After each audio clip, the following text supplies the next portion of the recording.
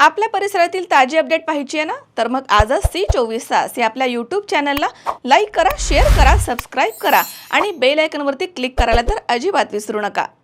नमस्कार.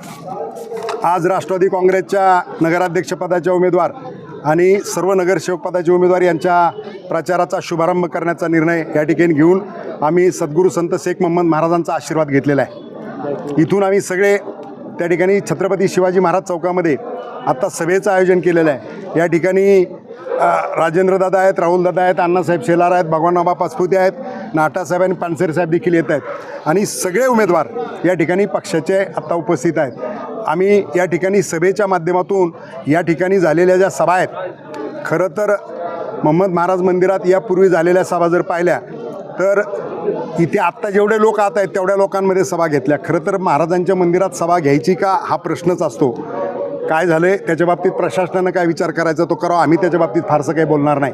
मात्र विजय होणाऱ्या उमेदवारांना आचारसंहितेचं पालन करायचं असतं, म्हणून आम्ही पूर्णपणानं काटेकोरपणानं पालन करण्याचा प्रयत्न राष्ट्रवादी काँग्रेस या ठिकाणी करते. आमचा विजय, राष्ट्रवादी काँग्रेसचा विजय ही काळ्या दगडावरची पांढरी रेघ आहे आणि म्हणूनच खरं तर भारतीय जनता पार्टीला त्या ठिकाणी त्यांच्या मनातला उमेदवार बदलावा लागला, कारण राष्ट्रवादी काँग्रेसनं सगळ्यात अगोदर उमेदवाराची घोषणा केली आणि मग भारतीय जनता पार्टीला त्यांचा उमेदवार बदलावा लागलेला आहे. आणि दुसरी बाजू त्या ठिकाणी बाकीचे जे पॅनल आहेत त्याच्या बाबतीत जाहीर सभेतनं जे काय मांडायचं ते निश्चितपणाने मांडू. पण एक नक्की आहे की या निवडणुकीमध्ये लोकांना विकासाचा चेहरा पाहिजे.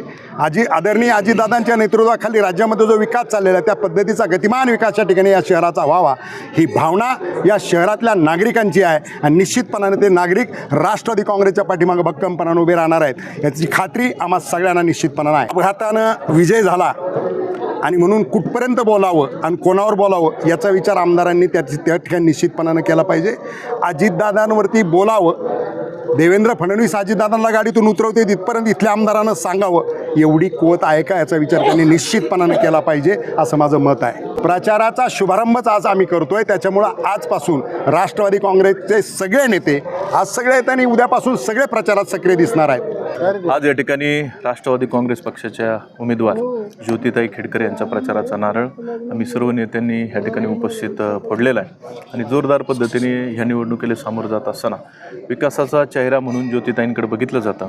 आजपर्यंत त्यांनी नगरसेवक म्हणून, उपनगराध्यक्ष म्हणून ज्या पद्धतीने काम केलं आहे, एक आश्वासक चेहरा हा ज्योतिताईंचा आहे. त्याच्यामुळं निश्चित स्वरूपात श्रीगोंद्यातली आमची सर्वसामान्य जनता जी आहे ही ज्योतिताईंना निवडून दिल्याशिवाय राहणार नाही.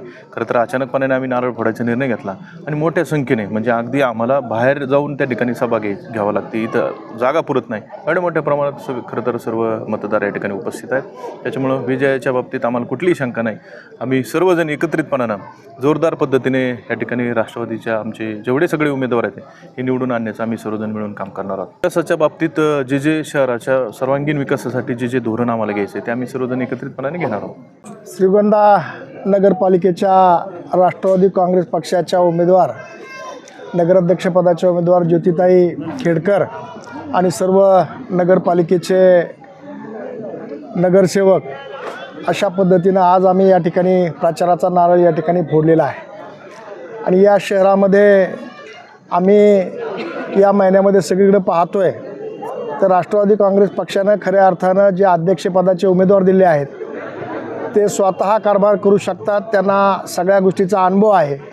परंतु इतर पक्षाचा कोणताही उमेदवार हा खऱ्या अर्थानं अजूनही घराच्याच बाहेर पडलेला नाही.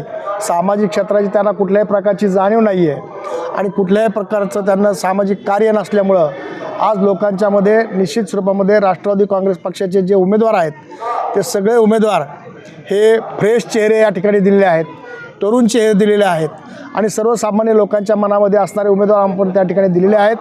आणि आज शहरामध्ये निश्चित आम्ही अत्यंत चांगल्या पद्धतीनं प्रचार यंत्रणा राबवल्यामुळे या शहरामध्ये या पंचवार्षिकमध्ये राष्ट्रवादी काँग्रेसचा झेंडा फडकल्याशिवाय राहणार नाही अशा प्रकारचं वातावरण या शहरामध्ये निर्माण झालेलं आहे.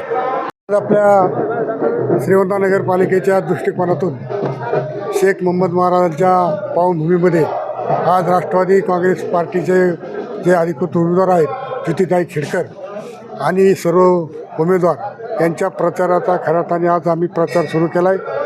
सर्व या ठिकाणी नेते मंडळी जे लोकांच्या मनामध्ये होते की आम्ही सर्वजण कुठं एकत्रित दिसत नाहीत, पण आम्ही सर्व एकत्रित आहेत. अतिशय एका जीवाने काम या ठिकाणी आम्ही करतो आहे.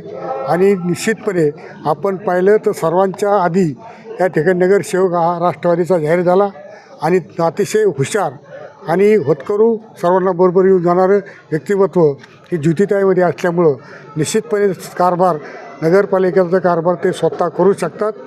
आता दोन्ही दादांनी सांगितल्याप्रमाणे समोर जर उमेदवार पाहिला तर मला वाटत नाही की स्वतः काम करणारा एकही नगराध्यक्षासाठी उमेदवार त्या ठिकाणी दिसत नाही. ही खऱ्या अर्थाने मोठी चूक आपल्याला या ठिकाणी पाहायला मिळते. आणि जर स्वतः कारभार करणारा नगराध्यक्ष नसेल तर तुम्ही पाहता शहराचं वाटोळं काय झालं तर ह्याच्यापेक्षा अजून जास्त वाटोळं होऊ शकतं. हीच या ठिकाणी निश्चितपणे मला सांगावं. असं आहे, जर जे दिवे लावून बिबट्याची जर सोय करीत असतील, हे गेले 25-30 वर्षापूर्वी मी ऐकलं होतं की त्यांनी सांगितलं ते की बेलोंडी वन खात्याच्या जमिनीमध्ये त्या ठिकाणी बिबट्याचं स्पार्क बिबट्या सफर हे त्या ठिकाणी सुरू करणार होते. आणि ती बातमी खऱ्या अर्थाने सगळीकडे पाहिली. आणि ती बातमी तर मी तुम्हाला मुद्दा म्हणून सांगेन, ती बातमी बहुतेक सगळ्या बिबट्याने वाचली आणि सगळे बिबटे आपल्या तालुक्यात आलेत.